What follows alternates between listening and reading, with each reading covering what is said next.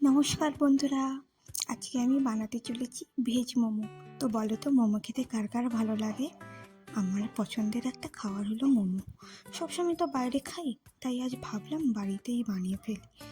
তো চলো শুরু করি এবার। প্রথমে বাঁধাকপি, পেঁয়াজ আর গাজর নিয়ে একটা মশলা তৈরি করে নিয়েছি। তারপরে লেচিগুলোকে ভালো করে বেলে নিয়ে এর মধ্যে ওই পুরটাকে দিয়ে এরকম আলতো হাতে ভাঁজ করে নিলাম।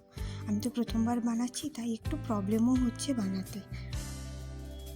এরপর এই মোমোগুলোকে একটা পাত্রে রেখে দিয়েছি এবং অন্যদিকে একটা পাত্রে পরিমাণ মতো জল নিয়ে গরম করতে বসিয়ে দিয়েছি এবং ওর উপর ওই মোমোর থালাটা বসিয়ে দিলাম, দিয়ে ঢাকনা দিয়ে দিয়েছি।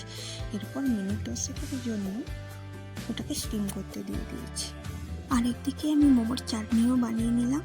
আর এইদিকে মিনিট 10-এর পরে দেখো মোমোগুলো কতটা ফুলে উঠেছে এবং আমাদের মোমোগুলো রেডিও হয়ে গেছে।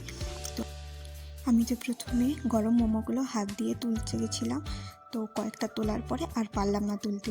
তো তখন ও বলল যে দাও, আমি তুলে দিচ্ছি। যে জোর করে আমার হাত থেকে নিয়ে ওই তুলতে লাগলো।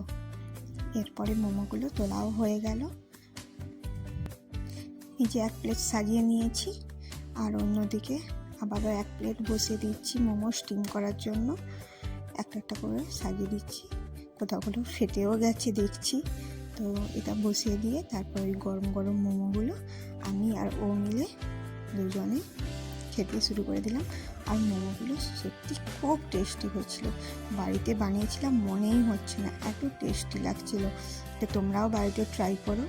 আর আমার ভিডিও যদি ভালো লেগে থাকে অবশ্যই লাইক, কমেন্ট এবং সাবস্ক্রাইব করে দিও আমাদের চ্যানেলটাকে। ধন্যবাদ।